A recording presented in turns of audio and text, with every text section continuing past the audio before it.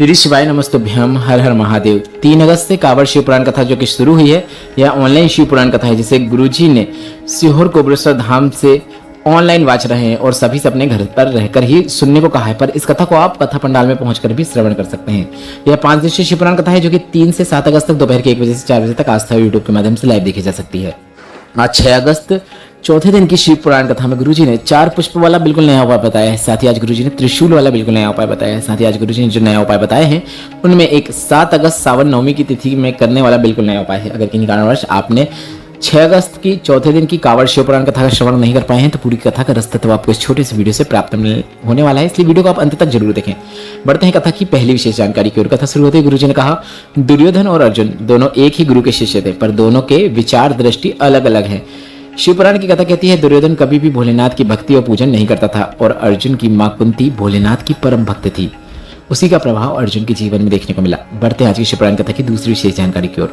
राम जी, कृष्ण जी और विष्णु जी की अगर आप भक्ति करते हैं, नाम जाप करते हैं, तो आपको शिव की भक्ति वे प्रदान कर देते हैं। उसी तरह आप भोलेनाथ की भक्ति करेंगे तो वे आपको राम, कृष्ण और भगवान विष्णु की भक्ति प्रदान कर देंगे। बढ़ते हैं आज की शिव पुराण कथा की तीसरी विशेष जानकारी की ओर। गुरुजी ने कहा, दुनिया का कोई सा भी व्रत, दुनिया का कोई सा भी यज्ञ, दुनिया का कोई सा भी अनुष्ठान, दुनिया का कोई सा भी उपासना, दुनिया का कोई सा भी मंत्र फल अगर देगा तो केवल उस व्रत का, यज्ञ का, अनुष्ठान का और मंत्र का फल प्रदान तभी होगा जब देवाधिदेव महादेव चाहेंगे और फल भी वही प्रदान करेंगे। बढ़ते हैं आज की शिव पुराण कथा की चौथी विशेष जानकारी की ओर। गुरुजी ने कहा, अगर तुम्हारा पति या घर का कोई सदस्य तुम्हारी तरह पूजन पाठ नहीं कर पा रहा है तो तुम्हें अपने हिसाब से पूजन पाठ करना है और उसे अपने हिसाब से पूजन पाठ करने देना है। दोनों के अलग अलग तरीके हो सकते हैं, दोनों से जैसा बन सके वैसा पूजन पाठ करना है।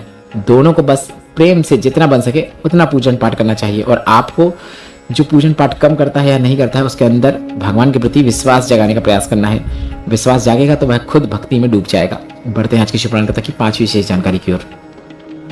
जिस घर के अंदर कुल देवी देवता का पूजन होता है, जिस घर के अंदर मंदिर होता है, जिस घर के अंदर हवन होता है, जिस घर के अंदर तुलसी का क्यारा होता है, जिस घर में शिव पूजन होती है, अगर नारी अकेले भी पूजन कर रही है तो वह जोड़े से मानी जाती है और उसका फल सभी को प्राप्त होता है। बढ़ते हैं आज की कथा की 6वीं विशेष जानकारी की ओर। त्रिशूल के 3 भाग होते हैं जो कि सभी को देखने को मिलते हैं। ऊपर 3 भाग होते हैं और एक डंडी रहती है। तो त्रिशूल की बीच वाली जो डंडी होती है जो एकदम सीधी होती है और आजू बाजू वाले जो भाग होते हैं उसकी कथा बताते हुए गुरुजी ने तीनों का विस्तार से वर्णन किया और बताया कि आजू बाजू वाले भाग जो त्रिशूल में होते हैं वह सर्प की आकृति के होते हैं, इसलिए वह सर्प होते हैं, शेषनाग और वासुकी। और बीच में जिससे आप त्रिशूल पकड़ते हैं, त्रिशूल का मेन बीच वाला भाग जो नीचे तक रहता है, डंडे जैसा रहता है, जिससे पकड़ा जाता है त्रिशूल को, वह माता जगदम्बा आदि शक्ति का भाग होता है। और बीच का भाग जो होता है, 2 डंडियां जो होती हैं जो कि शेषनाग और वासुकी नाग की हैं, उसके बीच का जो भाग होता है वह हरि और हर का भाग होता है और दुष्टों का संहार करने के लिए यह त्रिशूल प्रकट हुआ था। बढ़ते हैं आज की कथा की 7वीं विशेष जानकारी की ओर। गुरुजी ने कहा, केवल शिव पुराण की कथा ऐसी है जो हमेशा कहती है कि हमें कभी भी किसी भी देवता का अपमान नहीं करना चाहिए। बढ़ते हैं आज की शिव पुराण कथा की 8वीं विशेष जानकारी की ओर। विशेष उपाय की जानकारी देते हुए गुरुजी ने एक उपाय बताया है जिसे आप कल 7 अगस्त सावन नवमी की विशेष तिथि में भी कर सकते हैं। कभी आपको स्वप्न में सर्प दिखते हैं, मरे हुए पूर्वज दिखाई देते हैं, प्रेत दिखते हैं, नग्न लोग दिखते हैं, मुर्दे दिखते हैं, तो आपको 4 पुष्प लेना है। 3 सफेद पुष्प होना चाहिए और 1 लाल पुष्प होना चाहिए। 3 सफेद पुष्प और 1 लाल पुष्प हो तो आपको शिवलिंग में जो माता पार्वती का हस्तकमल है, शिवलिंग का गोल कटीय भाग है, उसमें तीनों स्थानों में 3 सफेद पुष्प रख देना है। इसके बाद चौथा लाल पुष्प जो है उसे आपको शिवलिंग में माता पार्वती का हस्तकमल के अपोजिट साइड जो शिवलिंग में माता अशोक सुंदरी का स्थान होता है, लाल पुष्प को माता अशोक सुंदरी के स्थान पर रखना है। ध्यान से सुने, 3 सफेद पुष्प जो रहेंगे उसे माता पार्वती के हस्तकमल में आपको 3 अलग अलग स्थानों में रख देना है, दूरी बना के रख दें और चौथा लाल पुष्प जो है माता अशोक सुंदरी के स्थान पर अर्पित कर देना है। इसके बाद चारों पुष्प को आपको उठा लेना है। पुष्प उठाने की शुरुआत जो करेंगे आपको लाल पुष्प से करना है, ऐसा गुरुजी ने कहा है, इसलिए आप इस बात का ध्यान रखें। 4 पुष्प जो उठाएंगे सबसे पहले लाल पुष्प उठाना है, इसके बाद सफेद पुष्प जैसा ठीक लगे वैसे उठा सकते हैं। इसके बाद चारों पुष्प को आपको त्रिशूल के चरणों में, मतलब त्रिशूल जहां जमीन में लगा होता है वहां नीचे जमीन में चारों पुष्पों को अर्पित कर देना है और माता जगदम्बा भवानी से और भोलेनाथ से प्रार्थना करना है। अपनी जो भी बात है वह बात कहना है।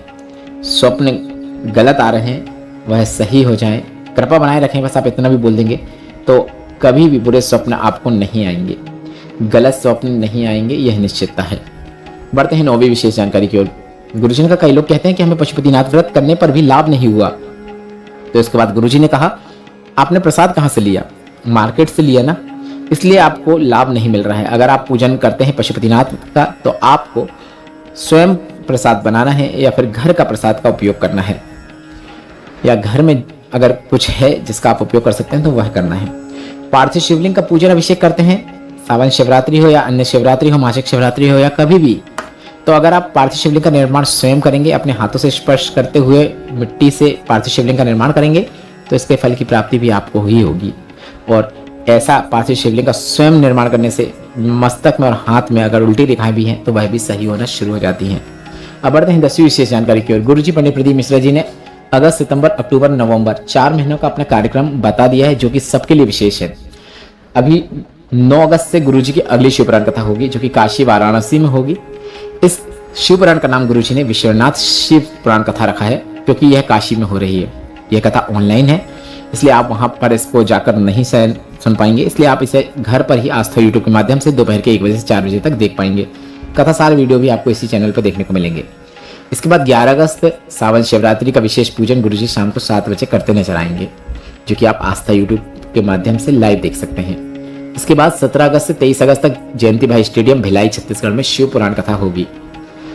कथा का समय दोपहर के 1 बजे से 4 बजे तक रहेगा। इसके बाद 25 अगस्त को विशाल कावड़ यात्रा होगी जो कि कामना कावड़ है जो कि भूमि प्रदोष के दिन 25 अगस्त को है। इसके बाद 11 सितंबर से 17 सितंबर तक कुचराय बरेली में शिव पुराण कथा होगी। 20 सितंबर से 26 सितंबर तक अग्रवाल धर्मशाला सीहोर में शिव पुराण कथा होगी। यह कथा आपको ना ऑनलाइन ना धर्मशाला में पहुंचकर देख पाएंगे क्योंकि वो बहुत छोटी सी धर्मशाला है, वहां पर ज्यादा भीड़ नहीं आ पाती है। इसके बाद 13 अक्टूबर से 17 अक्टूबर तक नेवाली बड़वानी में शिव पुराण कथा होगी मध्य प्रदेश में। इसके बाद 30 अक्टूबर से 5 नवंबर तक उन्नाव उत्तर प्रदेश में शिव पुराण कथा होगी। सभी कथाएं आप आस्था और यूट्यूब के माध्यम से लाइव देख सकते हैं, सिर्फ एक अग्रवाल धर्मशाला वाली कथा को छोड़कर। सभी कथाओं का सार भी आप धर्म की बातें यूट्यूब चैनल पर देख पाएंगे। इस वीडियो में बताई गई जानकारी से संबंधित आपके मन में कुछ भी प्रश्न है, वे सभी प्रश्न आप कमेंट बॉक्स के जरिए पूछ सकते हैं। मेरे द्वारा दी गई जानकारी अगर आपको थोड़ी सी भी उपयोगी लगी है तो इस वीडियो को लाइक जरूर करें, कमेंट बॉक्स में हर हर महादेव जरूर टाइप करें। श्री शिवाय नमस्तुभ्यम, हर हर महादेव।